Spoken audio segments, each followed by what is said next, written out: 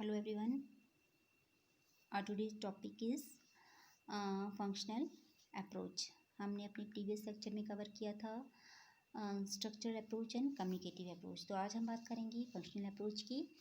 इस अप्रोच को स्टार्ट करने से पहले आइए देख लेते हैं कि ये अप्रोच है क्या, ठीक है, और किस चीज़ से रिलेटेड है। In fact functional approach of teaching learning of a language lays emphasis on teaching applied grammar of language.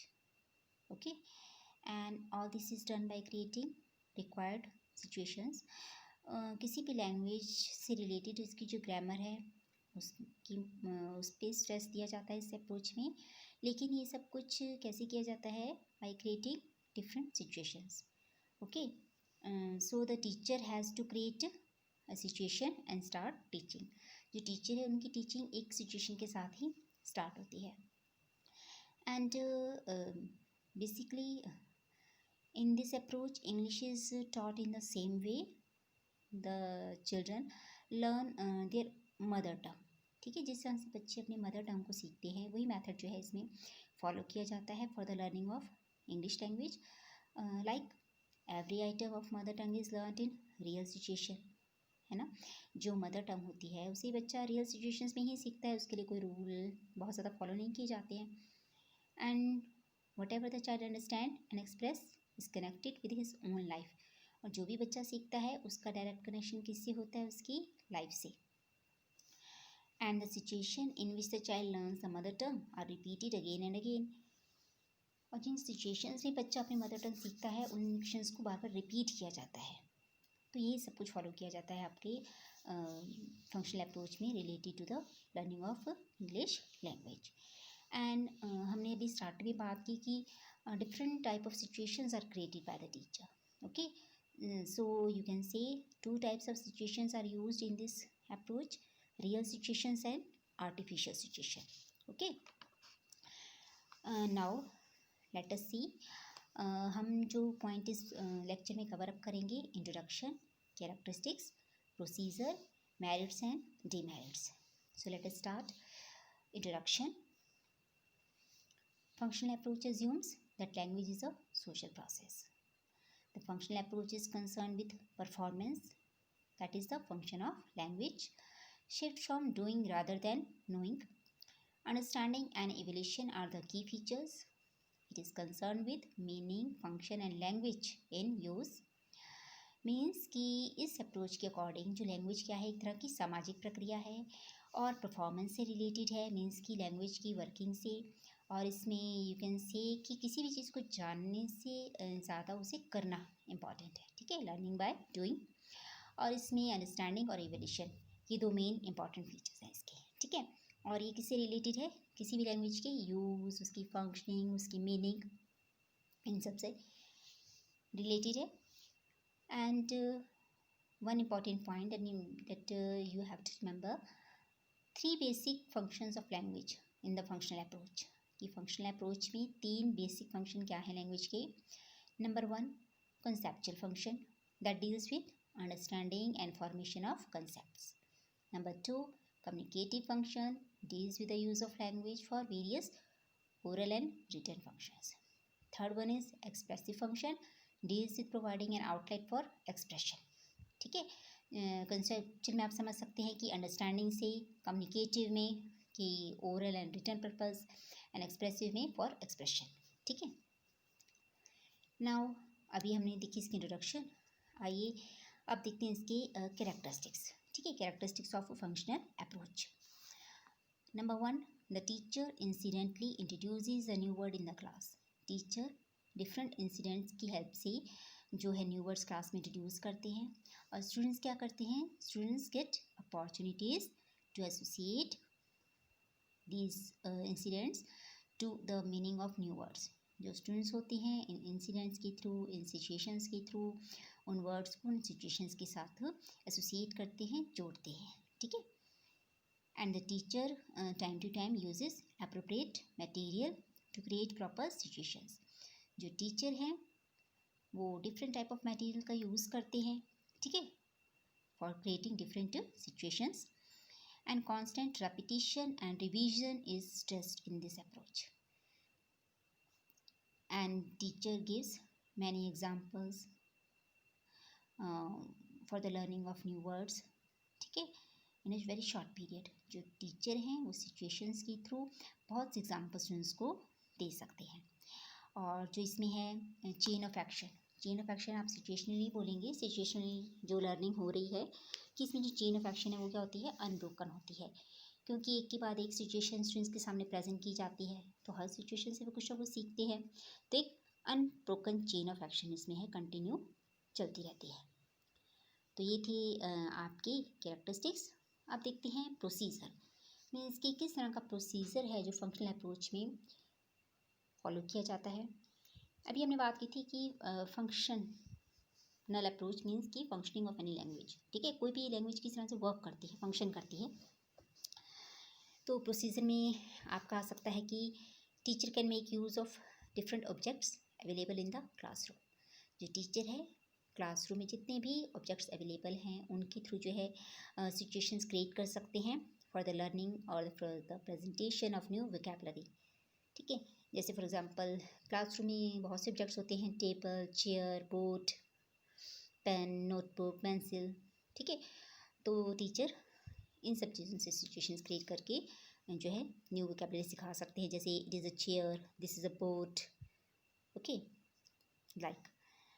And second, the teacher can use same classroom objects for the presentation of different forms of speech like affirmative, negative, interrogative. For example, what is this, या फिर this is a table, this is a chair, okay, this is not a notebook.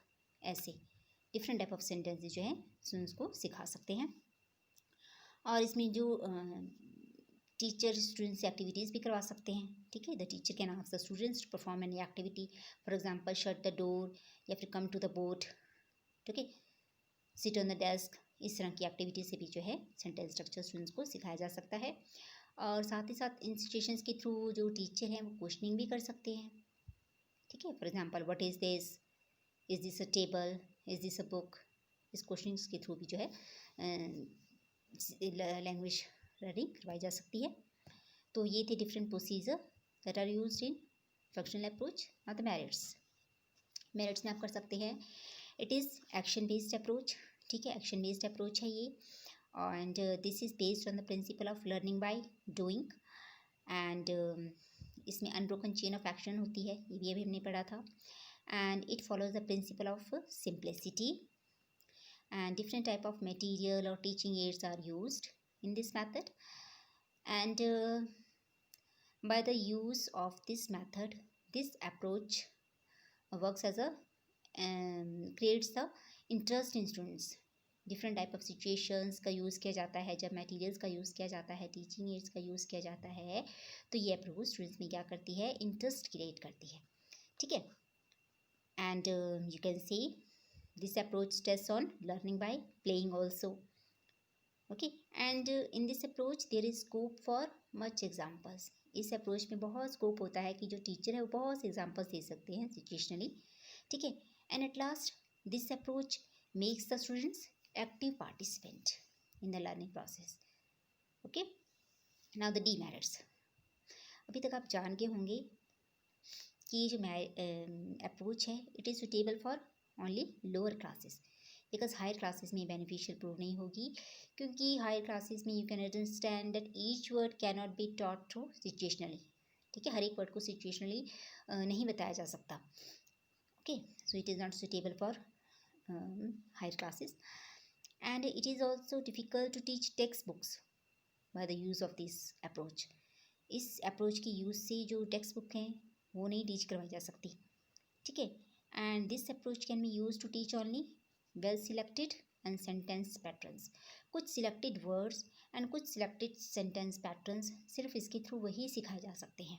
ठीक है, and this approach needs trained teachers. okay, जो ये approach है उसमें trained teachers की ज़रूरत होती है. and it is not possible to teach prose, poetry and composition through this approach. इस अप्रोच की हेल्प से प्रॉस, पोइट्री, कंपोजिशन ये पार्ट्स जो हैं टीच नहीं करवाए जा सकते. ओके, तो ये थी डीमेरिट्स ऑफ फंक्शनल अप्रोच.